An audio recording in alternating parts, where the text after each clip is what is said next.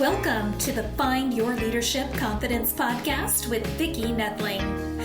You are about to discover impactful lessons that help you grow as an individual, grow your confidence, and find the positive and good within you, so you powerfully and authentically become the best version of yourself. Be sure you visit our website at www.findyourleadershipconfidence.com. While you're there, subscribe to us via your favorite network. Now tune in, get ready, and enjoy the journey of emerging as a leader of exception in the 21st century. Welcome, everyone, to the Find Your Leadership Confidence podcast. I'm your host, Vicki Noethling, coming to you from Roswell, Georgia.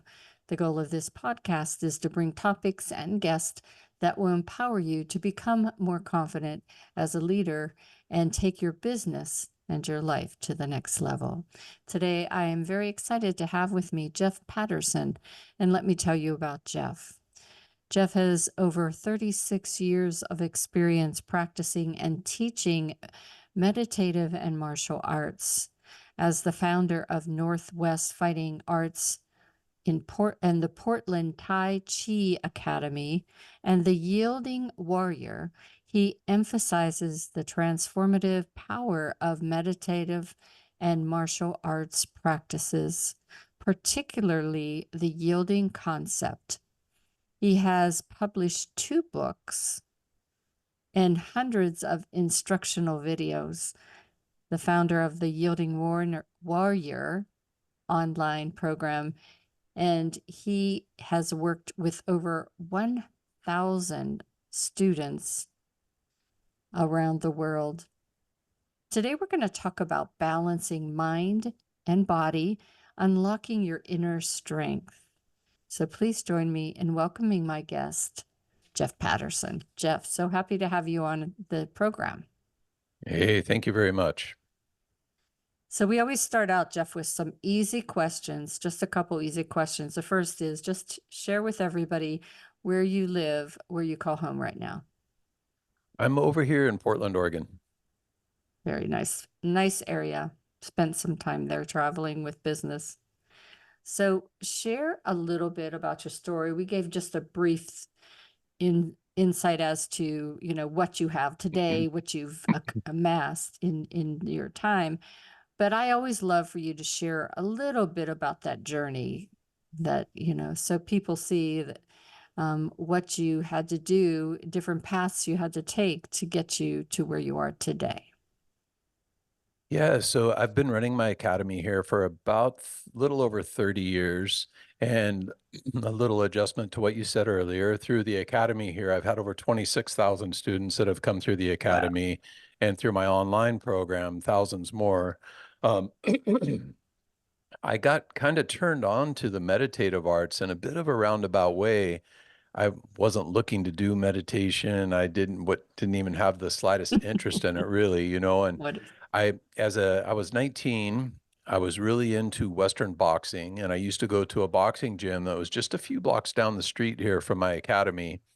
And at a boxing gym, it's run a lot different than your traditional style fitness class, in that it's not one teacher that comes in to a group of students. Usually in a boxing gym, there's 4 or 5 coaches, and each one of those coaches might have 3, 4, or 5 fighters that they're working with. Well, at this one gym, there was a certain coach there who was very well respected. He had created national and world champion level fighters, and I really wanted to get to spend some time with him. And so I would always show up at the gym when I knew he was going to be there. I'd train hard. I'd try to get him to notice me, let him know that I wanted to spend some time with him. And, I followed him around for about 3 or 4 months.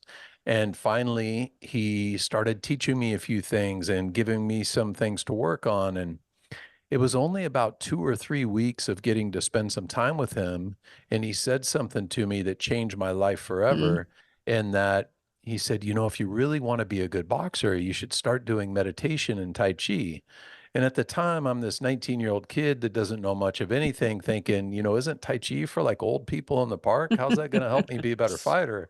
And it's changed my life in so many ways. And through the years, I've had many, many students coming through the academy, and I've literally heard hundreds of stories of how the meditative arts has positively influenced people's lives. And that's what's made me so passionate about creating my online program and my teacher training program and writing my last couple books and Mhm. basically bringing us to where we are today.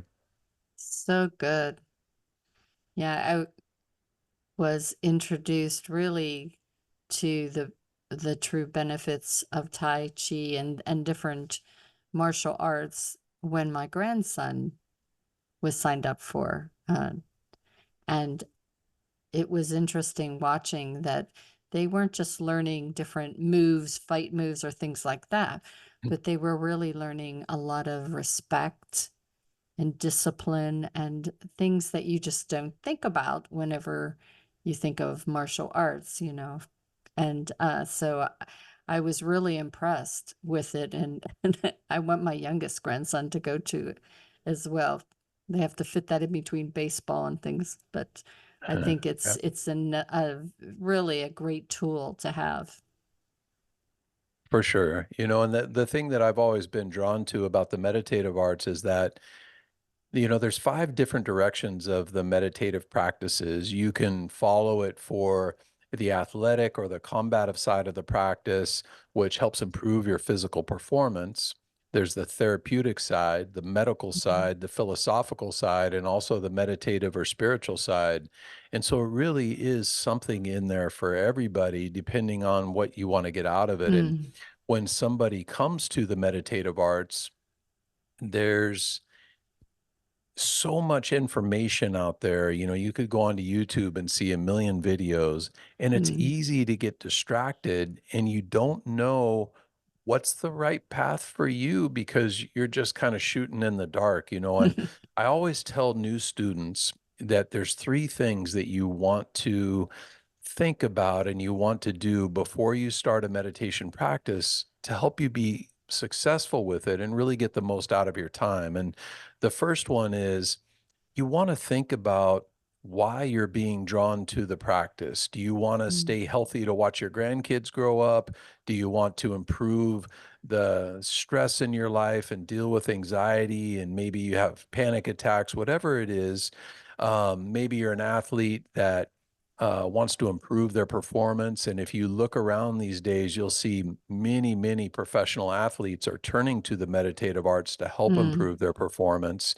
Or maybe you're just looking to improve your creativity, whatever that is, because if you have a strong why, that's going to help you stay consistent. And that's the mm, next thing you want to think about is that you really have to do this a little bit every day. Anytime yeah. a new student comes into the academy, I tell them that if they could just do 20 minutes a day of a ritual practice, integrate some active practices and some philosophical practices, and keep that up. And I've seen this happen over and over again.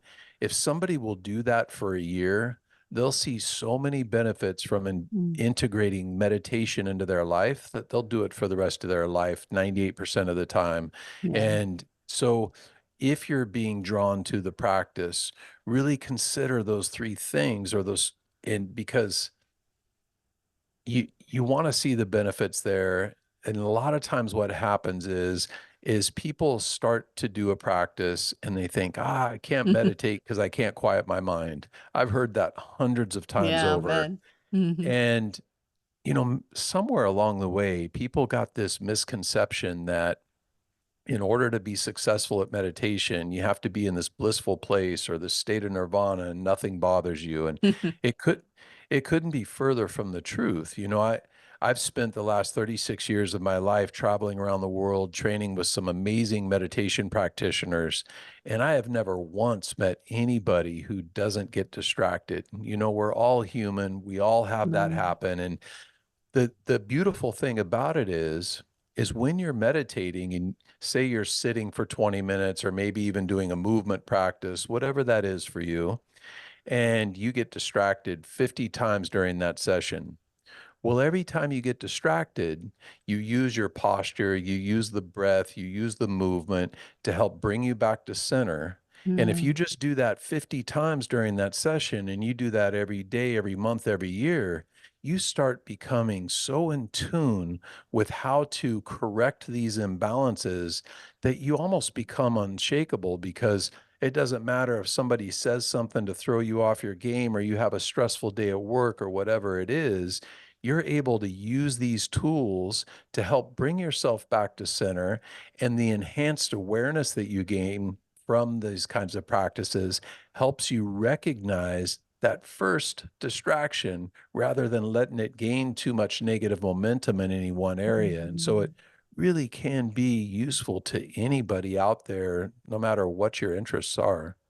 Yeah, improving focus and really, I think with the ever-changing world too, you just need to be able to just be able to self-regulate, if you will, and be self-aware of those times too. So all good things. Um, how do you have optimal performance using this? I'm gonna mispronounce it. It's a meditation. Is it? I think it says Qigong. Qigong. Oh, Qigong? Qigong. Yeah, Qigong. Okay, yeah. I'm So sorry. I knew I even looked it up and I still screwed it up. it's all good. So Qigong is a practice. There's many different directions of Qigong. There's Hmm. movement practices, there's sitting meditation, standing meditation, breath work.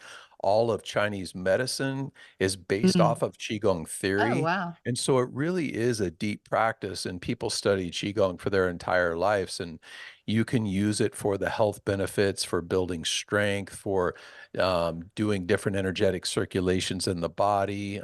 It's an extremely deep practice.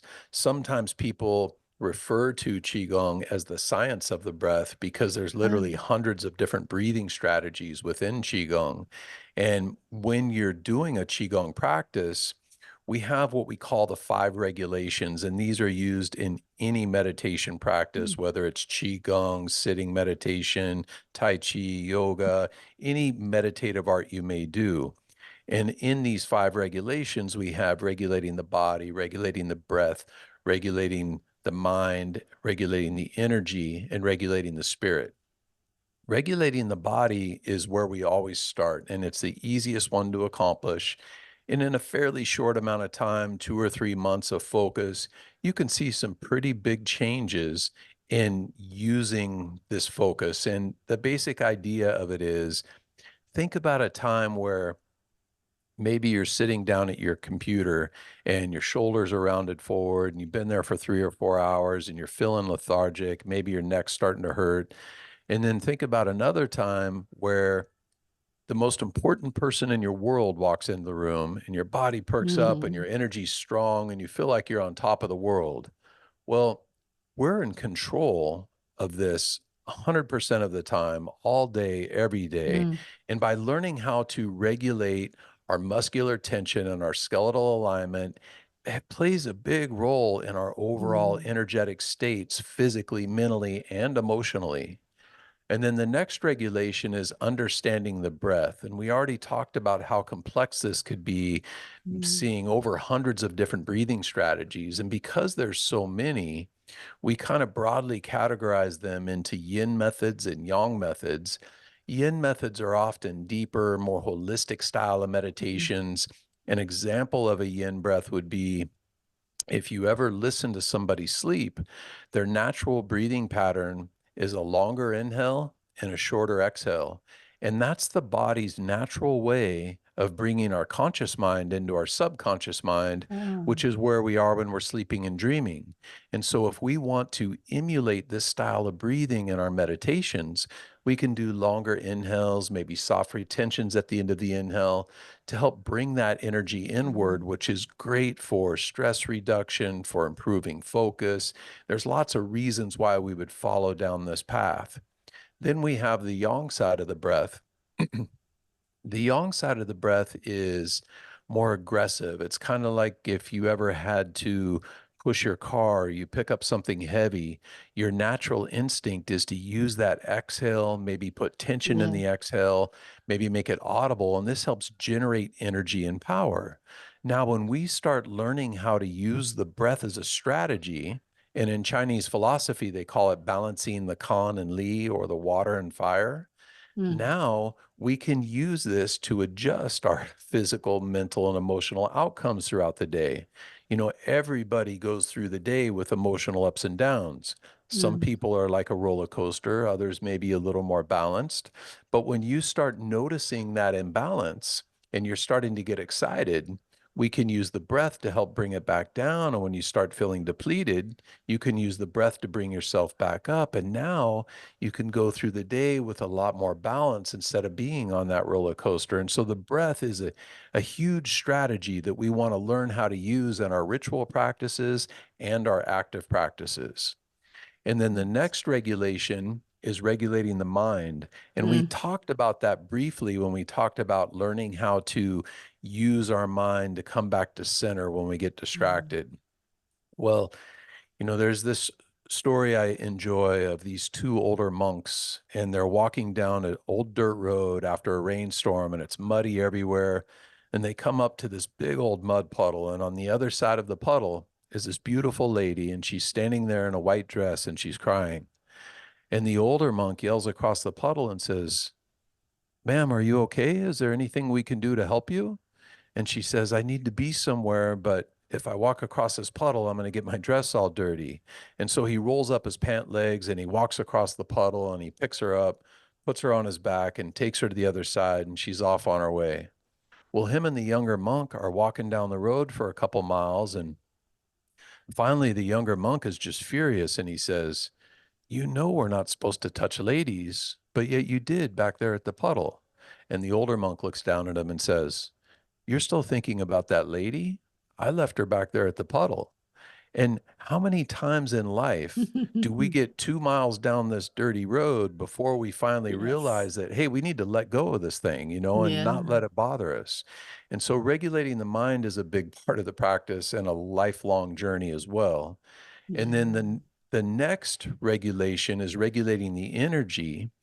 And regulating the energy is something we could talk about for hours. It could Mm. be very complex, but the basic idea of it is when you have reached a competent level of regulating the body, regulating the breath, and regulating the mind, you have the ability to lead the energy inward, outward, circulate the energy in the body, and do different meditation practices with this. And then lastly, we have regulating the spirit, which is a very profound, deep Mm. idea, and meditation practitioners and Qigong masters from generations have spent their whole life working towards that stage of enlightenment. And Mm. that's kind of like the basic fundamental pillars of any meditation practice. And when you incorporate those into your life and have an understanding of them, you really can reach a lot of deep, rich benefits from the practice of incorporating the meditative arts into your life. Wow. You talked about the meditation, the different types of meditation, ritual, active, and philosophical. Um, at what times would you use each of those meditations? So they're all part of your practice, and I call them like the three pillars of your practice. And Mm. so ritual practice is where you want to set a little bit of time aside every day and do your practice, whether it's a sitting meditation, a movement practice, some standing meditation. It's a time where you don't look at your phone, you don't have a screen in Mm. front of you, you're not listening to audios. It's, the I think with all of these platforms out there now where you have these apps that teach you how to meditate and videos that you have access to, they can be good in that they teach you a skill. But I Mm. think where a lot of people get kind of held back is that they use these videos and these audio programs or apps or whatever as a crutch. And every time they meditate, they're listening or watching something. And they call the meditative arts often the internal arts. And there's a reason why they're called the internal arts, is that it's meant to be a time where you can look inward. And if you're listening to audios or watching videos and that is your ritual practice, you're kind of missing the boat on that one. So I recommend using those to learn, but when you do your ritual, that's a time just for you. Then there's active practices, and these are great because they're a way that we can integrate a lot of the benefits and ideas of meditation into our day-to-day life and be more present and more in the moment in all of our activities, and meditation's meant to be more of a way of life and a lot less of a hobby that we do once in a while. And so with these active practices, the great thing about them is that you can do them when you're standing in line at the grocery store or walking down the street or sitting in your car at a red light. And by integrating these into your day, it now starts to be a way that you can regulate the body, the breath, the mind, the energy, and your spirit all day, every day. And it just starts to become part of who you are. And eventually we get to the point where we're regulating without regulating. And now we're really getting deep into the practice. And then lastly, we have our philosophical practices, which can be used both in a ritual type practice or active practices. Awesome. I can see some of the people going down our freeway here should use that active practice for sure. So, what is yielding and how is it useful? Yielding is an amazing concept, and it's something that I've been intrigued by for many years. It's used in the meditative arts and the martial arts. In my most recent book, The Yielding Warrior, I break down yielding into three basic ideas. We have physical yielding, mental yielding, and emotional yielding. Physical yielding is the idea that I push you, you push me, whoever's the bigger, stronger person with the most leverage eventually is going to push the other person over.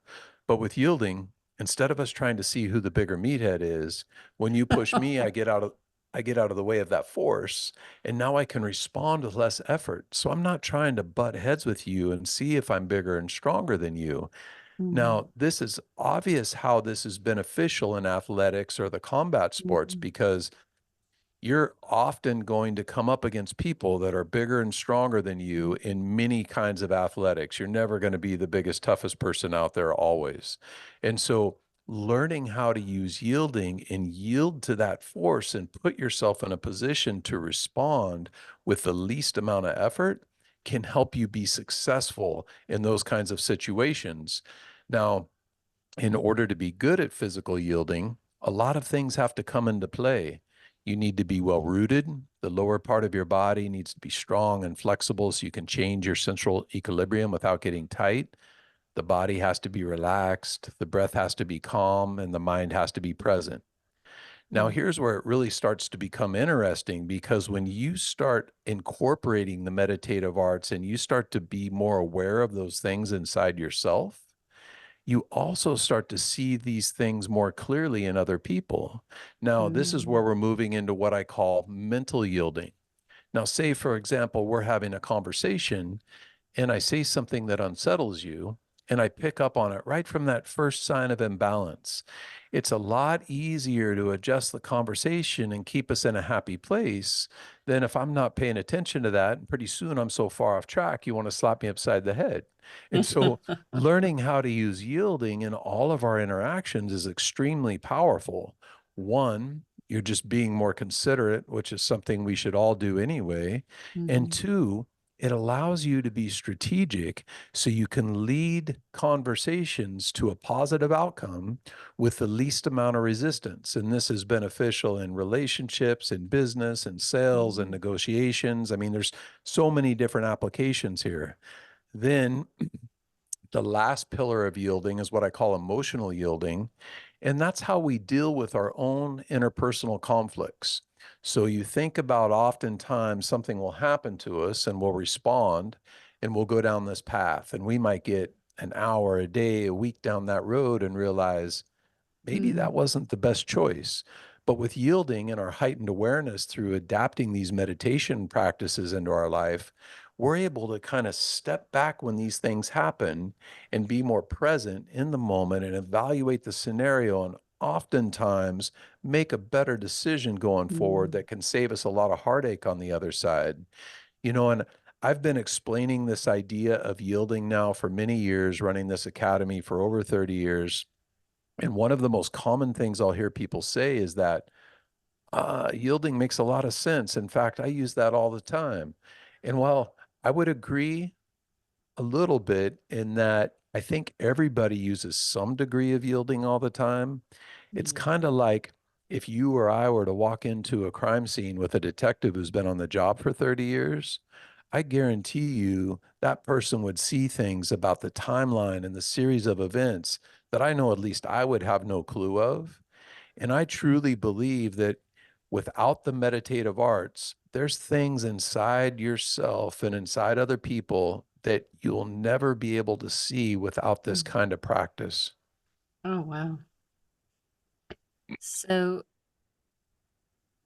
time is flying by, and we're just going to have a couple questions more. What is this? What makes your Yielding Warrior program different than other meditation programs out there? If you could just share a little bit about your program.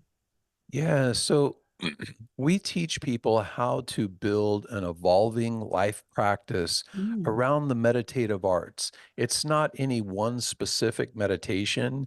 It's learning movement practices, standing meditation, sitting meditation, understanding the science behind the breath and how to use it strategically in your ritual and active practices. And so you can learn how to build this evolving practice that helps you down any one of those meditative paths that you want to follow, because not everybody is coming to the meditative arts for the same reason.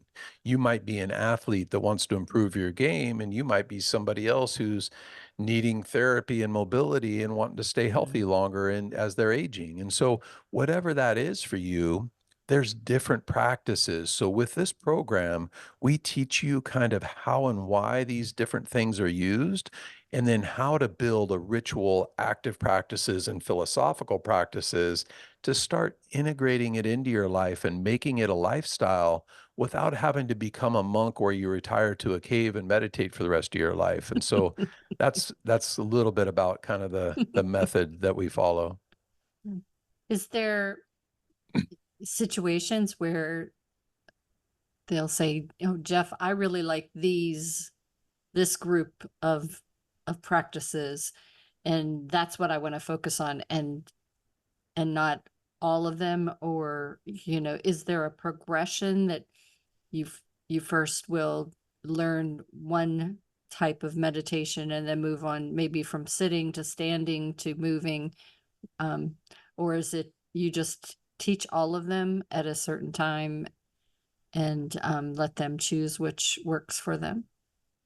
Yeah, so in the member portal on our online program, there, if you tried to learn everything that was up there, it's probably going to take you 15 to 20 years. There's really it's a lot there. And so we teach people to start with a ritual practice, integrate a few of the active practices, adopt some of these philosophical concepts, build the habit, No, start making okay. it a lifestyle. And then we start adding a little bit here and a little bit there and start to understand the science behind it. Because, I've been studying for 36 years. It's my profession. That's all I've done for my career. And Yeah. and I'm still learning all the time. I'm just a student. It really is a deep practice. Mm. And it's something that, as a new person coming to the meditative arts, it's so important to really establish a strong why.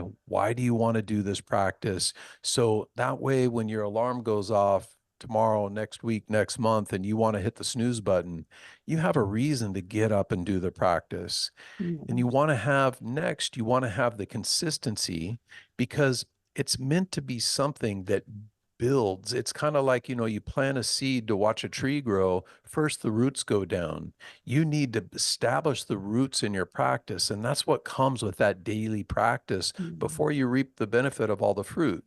And so you start to build that consistency, and through the consistency comes discipline, integrity, perseverance, and you start developing these qualities in your life that feed over into everything you do, which is really pretty magical almost. Yeah. And then lastly, which is extremely important, is you need to find a guide. You need to find somebody that's going to help you, because as I've already mentioned, these arts are deep. I've been studying for a long time, and it's so easy to get lost and off track that if you have somebody to help you, you can accomplish a lot in 6 or 12 months with a guide. But if you try it on your own, you could spin the wheels for 20 years and really never get that far. And so having somebody in your corner to help you will make a world of difference in the success in your practice. Awesome. Well, if you all out there have enjoyed this conversation and really are ready to start, or maybe just intrigued and want to check out some of the different videos that Jeff has out there, you're going to want to grab the screenshot. And if you're just listening, you should have been taking notes all along, but go grab that pen and paper right now. I am going to share my screen, and if you don't have access to pen or paper, you can always go to my YouTube channel, Vicki Noethling. So please subscribe to that, as well as my findyourleadershipconfidence.com show notes. So as we said, the website is theyieldingwarrior.com, theyieldingwarrior.com. On Facebook, it's Tai Chi Yielding. Instagram is The Yielding Warrior. And LinkedIn is his name, Jeff Patterson. And TikTok is at The Yielding Warrior, and YouTube as well at The Yielding Warrior with initial caps for that. I'm going to turn it over to Jeff. He'll let you know things that you can find on his website and social media, as well as a free copy of his book, The Yielding Warrior. Jeff, it's all yours. Yeah, so if you'd like to check out a free copy of my book, you can go to theyieldingwarrior.com/book and just pay for shipping and handling. And if you don't want a physical copy of it, you can also download a digital copy from the website as well. If you're interested in checking out kind of my methodology and looking at what we're doing with our practice, on that same website, theyieldingwarrior.com, you could try out our program for a couple weeks and just kind of see if it's something that resonates with you. If you do that, whether it's with me or somebody else, make yourself the commitment to do it in practice. If you do a little bit every day for a year, I guarantee you it'll be one of the best things you've ever done. And I just want to see more people out there being drawn to the practice. So I hope that maybe you've heard something here that inspires you in that direction. Fantastic, Jeff. I knew it was going to be really interesting. I loved all the things you shared, and I do believe that, the new generations that want everything yesterday and fast, that it needs to realize that they do have to slow down and take time and do recenter. I can think of a lot of people that I know that if they would have just taken a moment to breathe and kind of get back to center, their lives would be a whole lot better. So thanks so much for being an awesome guest today. Thank you for having me. My pleasure. As always, I remind everyone that life is a journey, and it's up to you to enjoy the ride. This is Vicki Noethling, signing off. Thank Thank you for tuning into the Find Your Leadership Confidence podcast with Vicki Noethling, where we share impactful lessons that help you grow as an individual, grow your confidence, and find the positive and good within you so you powerfully and authentically become the best version of yourself. Remember to visit our website at www.findyourleadershipconfidence.com and enjoy even more great episodes like this one. Again, while you're here, subscribe to us via your favorite network. We look forward to seeing you next time on the Find Your Leadership Confidence podcast.